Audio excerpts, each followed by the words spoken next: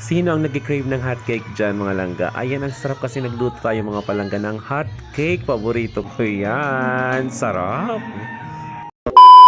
Mga langga, ayan, may naisipan akong snack kasi gusto kong kumain, mag-snack ngayon. Ayan, habang nanonood ng It's Showtime. So, gusto ko mag-hotcake. Alam niyo ba yung hotcake mga palangga?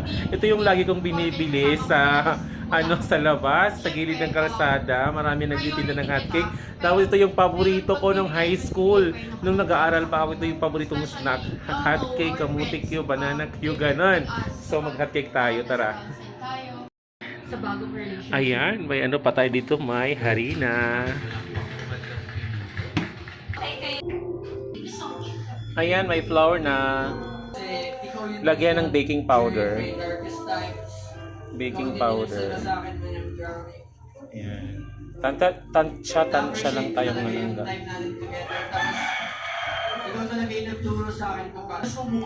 Lagyan natin ng water. Ayan. Tansya din yung tubig.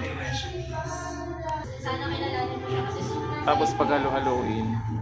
So ayan mga palangga, kailangan i-mix lang natin ng i-mix para walang nagdidikit-dikit na harina. Ayan, ganyan na dapat. Tapos lagyan natin ng food color. Yung pinili ko is red para magmukha siyang strawberry flavor. O diba?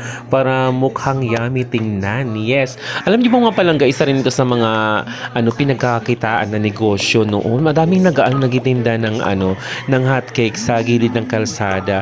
Alam mo ba maraming nag-i-enjoy dito? Maraming aside sa pinagkakitaan, madali siyang gawin.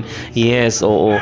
Alam nyo ba na pag nag-hotcake ka, kinabukasan maraming gagaya sa'yo. Marami ng mga nagtitinda din ng hotcake. Pag naghalo-halo ka, kinabukasan marami na din nagtitinda ng halo-halo. Ganon dito yung mga business natin, di ba?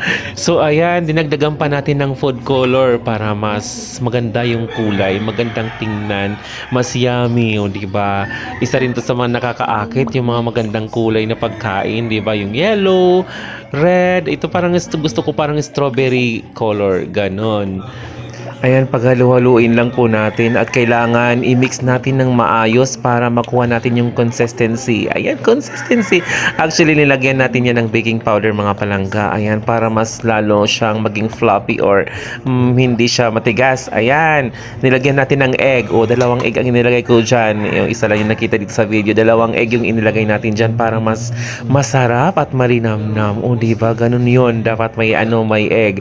Ayan, i-mix natin ng i-mix mga langga at para ma-achieve natin yung tamang lapot ng harina, yung mixture natin. So ayan. So ayan, dinagdagan ko pa yan ng baking powder para mas lalong umangat, mamaya mas fluffy. Ayan, nilagay ko na nga yung kawali mga palangga, tapos pinainit ko muna. Yun ang sikreto, dapat painitin muna natin yung kawali. Tapos lagyan natin ng konting mantika. Yes, konting mantika. Tapos pag nailagay na ng konting mantika, okay na, mainit na, ilagay na natin yung ating niluluto na hot cake. So ayan, nilagyan na natin. Tapos takpan mga palangga. Ayan, o diba, chinek natin kung didikit, hindi yan dumikit. So ayan, and then ito na yon, o diba. Tapos sa kabila naman. Okay. Ayan. Nahirapan pasensya. Okay, ganyan. O, diba? Ang sarap talaga nito. Matagal ko nang hindi kumakain nito mga palangga. Kaya ngayon lang ako nag-try ulit. Nagluto. Yes. Nakakamiss ang ganito mga snack na masarap. Alam niyo, masarap talaga yung yung ganitong hot cake. Pag maraming star margarine na ilalagay. Yes.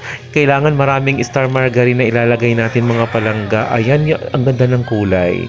O, diba? Wow! Tapos ang bango. Sarap ang bango. So, ayan, lagay tayo ulit ng pangalawa. Ayan. Oh, diba? Luto pa. Luto pa tayo. Tapos, lagyan na natin ng margarine yung una. Ayan. Mas maraming margarine, mas masarap. Yes. Ang inilalagay ko dapat dito ay white sugar, mga langga. Kaso lang, wala kaming available na white sugar. Ang inilagay natin ay brown sugar. Oh, parehas lang naman yan, matamis. Parehas lang naman yan, yung lasa, matamis pa rin. O, diba? So, ayan, nilalagyan na natin ng brown sugar. Yung inilagay ko mga palangga. So, ayan. Alam nyo, nung ano, elementary, madaming nag-hotcake. Nung high school ako, ito din yung paborito ko, hotcake. O, diba? Ayan, magaganda, oh. Oh, hindi yan dumidikit. Ganun ang sekreto, mga palangga. Hindi ko na yan nilagyan ng mantika.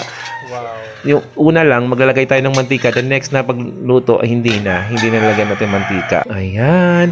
So, tikiman time. Yes, para magkaalaman na. Oh, diba ang sarap? Ang sarap talaga, mga langga. Nakakamiss yung ganitong mga napakasimpleng snack. Hindi naman siya kamahalan pero masarap.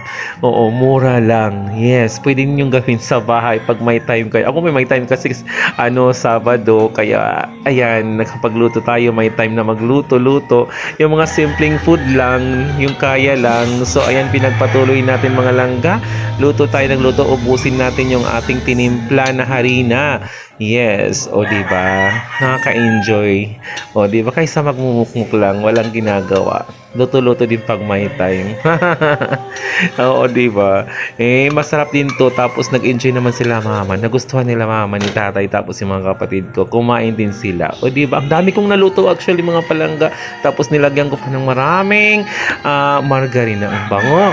Tapos, syempre, sugar para mas masarap. Nilagyan rin ng sugar. Hindi nang, yung kinain ko, hindi ko dinamihan ng sugar. Kasi super matamis talaga pag marami ng asukal, di ba? So, ayan. O, di ba? Pwede na ba akong magtinda? Ewan ko lang kung magkano ngayon ang hot cake. Kung may nagtitinda pa ba ngayon ng hot cake. Hindi ko na, kasi wala ko nakikita nagtitinda ng hot cake. Pero noon, ang dami nagtitinda ng hot cake. Yes. Masarap to i-partner sa kape sa umaga. So ayan, ang ganda. Ang ganda ng kulay, ang ganda ng pagkaluto, di ba, mga langga? Di ba? Oh. Parang katakam-takam ang luto ni Angelico yan. Ang sarap. Ngayon, hindi na talaga ako nakikita mga nagtitinda ng hotcake. Sana magtinda pa din kayo. Oo, ayan. Super sarap. Tara, kain tayo, mga palangga. And thank you so much for always watching my video. Oo, kasi wala tayong magawang content. Ito muna yung content natin for this video. Hot cake. Hot cake for you and me.